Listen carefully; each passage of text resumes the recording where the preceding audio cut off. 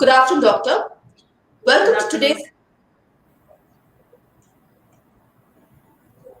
welcome to today's session on Oocytes Cryopreservation by Apollo Fertility, Borivali.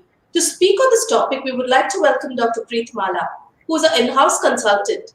She has done her MBBS, DNB, MRM, PGD, and IF. We welcome you, doctor. Now you can take over the session. Thank Yeah, you. thank you so much. Thank you so much. So this is Dr. Preetimala. Thank you, Padma, for your introduction.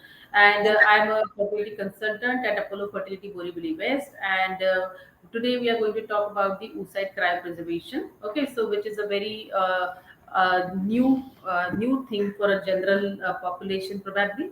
Okay, so what exactly is the idea behind oocyte cryopreservation? Okay, so basically, oocyte cryopreservation means storage of eggs. If I tell you in a simple language, it is storage of eggs in a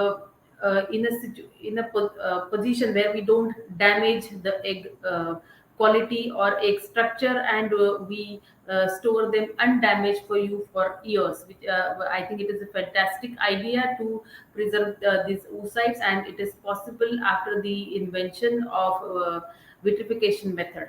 I think vitrification has really brought a change to IVF practice, and that because of which I think many people will get the benefit of it. So, oocyte cryopreservation, whom we can do it. Okay, so there are two indications. One is a medical indication, and another is a social indication. So, what are the medical indications and what are the social indications? So, we'll talk about it today in a simple language, what everybody can understand, and I think get the benefit of it.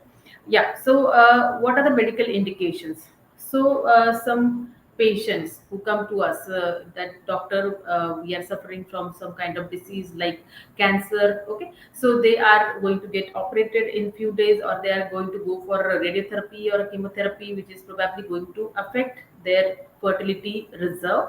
Okay, their reproduction potential is going to get affected. So in before doing such procedures, I think we can give them the option of oocyte cryopreservation. So how to go about it? So, for example, I saw a lady a few days back, young lady around say 28 years of age, and she was going to go ahead with the radiotherapy after the surgery what she had undergone for a particular cancer. And obviously radiotherapy is going to cause damage to the oocytes or her ovaries.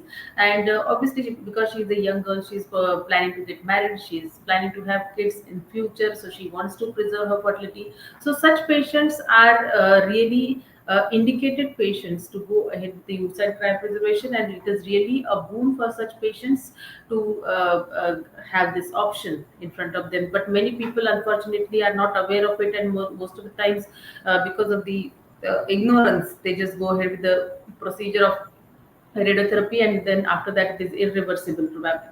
Yeah, so obviously, everybody has got a right to have their own kid, and they can take advantage of this procedure. So it's a simple procedure. Please understand. The ladies who are going ahead with such a terminal surgery or a procedure like radiotherapy, they can just consult the fertility specialist, just like we are available at Apollo Fertility to give you the knowledge about the procedure and the implications of the procedure. So we can practically start from any day of the cycle, because in such cases we can't waste time. Whatever it may be, for a surgery or for a chemotherapy or a radiotherapy, these people, they don't have much time, and time is very precious in such cases. And so practically from any day of the cycle, we can go ahead with the stimulation of ovaries. And stimulation is done in the form of injections. We give them injections every day for the period of say 8 to 10 days to develop multiple follicles in a single cycle for the procedure of ovum pickup. So what is ovum pickup? Ovum pickup is a procedure of egg retrieval from the ovaries. So we aspirate the follicles of the ovaries, and to get the oocytes. Okay, so we target to have at least 8 mature oocytes to get suitable chances of her getting pregnant in future. But obviously we don't have much control over that. We may get more, we may get less also. So the procedure is that the lady will go ahead with the injections daily, small subcutaneous injections nowadays, not at all painful, so nothing to get scared. So it's very easy, and even some injections are like to be self-administered. The patient can take those injections themselves. Okay, and the stimulation, this procedure of injections is approximately for the period of say 8 to 10 days. Then once the follicles grow to the size of 18 to 20 millimeter, majority of the follicles, we admit them to the hospital and give them a short anesthesia for 10 minutes or something. And then we take out the oocytes under the ultrasound guidance. Okay, and then these oocytes are frozen on the freezing straws, and those are kept in the liquid nitrogen container.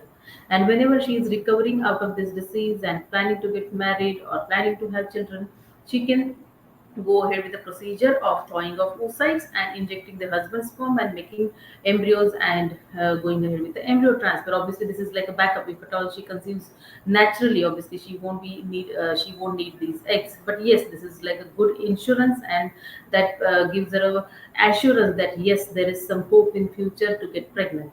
So I'm getting a question: how effective is oocyte cryopreservation? Obviously, it is effective because see, even if some people they want to go ahead with the procedure of IVF immediately to get children, I think the procedure is to get the oocytes out and fertilize with the sperms and make embryos and then transfer into the uterus. So definitely, it is an effective procedure.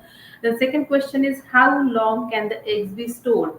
So yes, we can store them for a long period of time, even 10 years. Okay, but then usually people keep them for a period of around 5 years or something. Then what are the advantages of cryopreservation? So there are multiple advantages of cryopreservation, I think, because just like I said, if some patient who is undergoing some terminal surgery or she is undergoing some radiotherapy which is going to cause damage to her oocytes or her ovaries, then I think there is probably zero chance of getting her pregnant in future. So this is superb idea or a fantastic thing to get done and keep your hope for the future potential.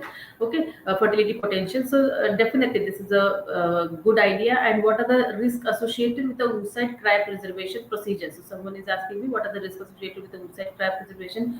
I don't think risk associated, but only thing is maybe when we are doing stimulation there is a possibility of a ovarian hyperstimulation, which is fine, I think, because nowadays we have got finer drugs and finer protocols, so we usually don't get OHSS, which is ovarian hyperstimulation syndrome. So I don't think there is any risk associated with the oocyte cryopreservation. Only thing is it should be in an authentic place, obviously, because the freezing methods, storage methods, topping up of a liquid nitrogen, very important. So we should be just making sure that it is done in the right place. Then how successful is the method? So success is like, see, this is like assurance. And just like we spoke about it, that around 8 mature oocytes we are targeting to get. We may get less, we may get more. So this can give us at least 3 good embryos. If we can get 3 good embryos, I think these chances of success are around 60%. Okay, which is quite a good chance. And again, these success rate is depending upon the age of the lady, the sperm quality in future, the embryo quality, how is the method of storage, and how they go ahead with the procedure. So it is a multifactorial success rate. And approximately the woman is below the age of 35 when she's going ahead with the egg retrieval, the success chances are around 60%. So, okay, so no other question. So, I think we should go ahead with the social indications now. Yeah, definitely there are social indications for the same procedure. So, especially when the ladies are coming to us that doctor, yes, I'm a career woman and I'm very busy with my job, and right now I cannot take the responsibility of getting pregnant, or I don't cannot take the responsibility of getting married. Okay, yeah, or she's finding the right match maybe. Okay, so in such cases, oocyte cryopreservation is boon for such patients, and they can definitely ask their doctor about this procedure. So for example, we see ladies coming to us maybe at the age of say 29, 30, when they are really busy in their job and their career, and they cannot take the responsibility of their marriage or children. So in such cases, we can definitely do this procedure, and we can freeze the oocytes. And once this lady is once this lady is going ahead with getting married or going ahead with getting children, then we can thaw those oocytes and fertilize with the sperms and make embryos and transfer those embryos. So definitely it's a very good option for career women, or women, or who are just trying to postpone their pregnancies for some reasons. And because nowadays ladies are getting married at the elderly ages, like the average age of marriage around say 30, 32. So if in such cases, because the time is running, the biological clock is continuously running, so in such cases, if they want to have this option, I think fantastic thing to look after their career also, and then have children in right time. Yeah. So how many eggs do I have, one question, how many eggs do I have to store in order to achieve pregnancy? So I think we already answered this question, and as we told, 8 mature oocytes are good to give you a good chance of pregnancy. So next question is, what if I am over the age of 38 years? Doesn't matter, I think, but yes, obviously this is the right age to get married, and then I think this fertility potential. But it is a time for having children. So even if you don't want to get married or have children at this age, I think 38 is also not bad. I think one should get the AMH tested. AMH is the anti-Mullerian hormone, which is a very good indicator of a fertility potential of a lady, especially in the elderly ages when they are doubtful about it. So at the age of 38, I suggest that the lady should get an anti-Mullerian hormone tested and one sonography done, where we test for antral follicle counts.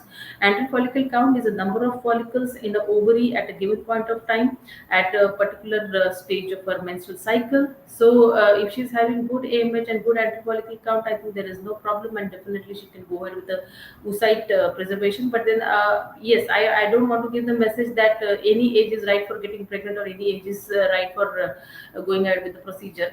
Yeah. So I think if at all we are making the ladies aware about this procedure, I think you should go ahead with the procedure in time as far as possible. If it is below the age of 35, that will be more advisable. But yes, obviously the 38 is also not late. Whenever I think maybe because of the awareness or something, if you're not aware of the same thing, then any age is fine, and I think you should just go ahead with the testing for fertility potential, and then talk to your doctor about the further procedure. So, what are the other options? What are the other indications for oocyte cryopreservation? So, even in cases of a donor oocyte program, we are freezing the oocyte. So, oocyte cryopreservation technique is also useful in cases of donor oocyte program, when we really want to know the oocyte quality, also about the quarantine of the eggs, and also oocyte cryopreservation procedure has really come into a big way, and the procedure has been really helpful for many couples or many ladies for preserving their fertility potential, and then going ahead with the children in time. So any other questions, Padma?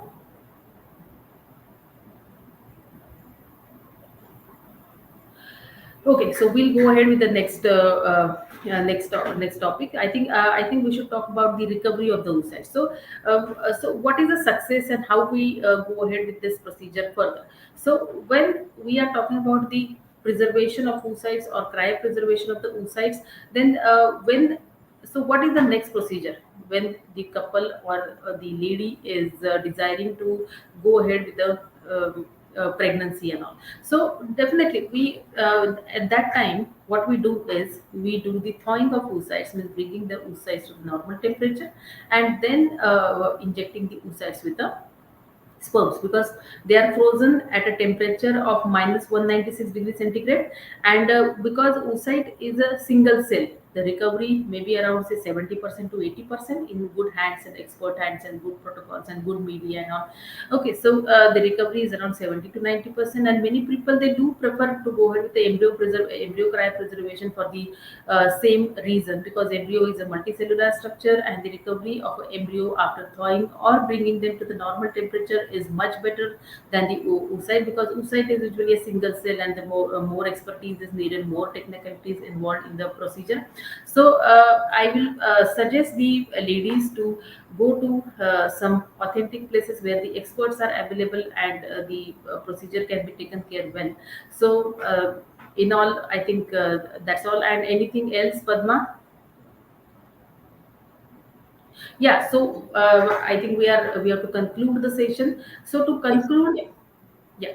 So to conclude, I think we should just summarize the session. So what we spoke about today is about the oocyte cryopreservation. Oocyte cryopreservation is a preservation of oocytes or storage of oocytes for a longer period of time when the lady is desiring to preserve her fertility for some reason. So we spoke about the medical indications, we spoke about the social indications. So medical indications, as I said, if some terminal illness or something like cancer or something, and the patient is going ahead with a surgery or radiotherapy, which is probably going to cause damage to her fertility potential, this is a fantastic procedure and we can start any day of the cycle. It's a simple procedure, please understand, and there is nothing, no pain or nothing to worry, or not a terrible procedure which or inconvenient or intolerable procedure for a patient. Very patient friendly method nowadays, very patient friendly injections protocols, and nothing to worry at all. With the new stimulation protocols, there is a very low risk of ovarian hyperstimulation syndrome. The concept of OHSS free clinic is coming up, and I think with the invention of antagonist protocol, I think things are much easier, and the advantages are plenty. The woman can store her oocyte for a longer period of time. She doesn't have to struggle between her career and her fertility reproductive career. So especially when it comes to social indications, I think it's a boon for the ladies, and definitely they should go to the doctor, and they should get more awareness of this procedure and know more about this procedure, and I think take the benefit of it. And thank you so much. Thank you very much, Padma.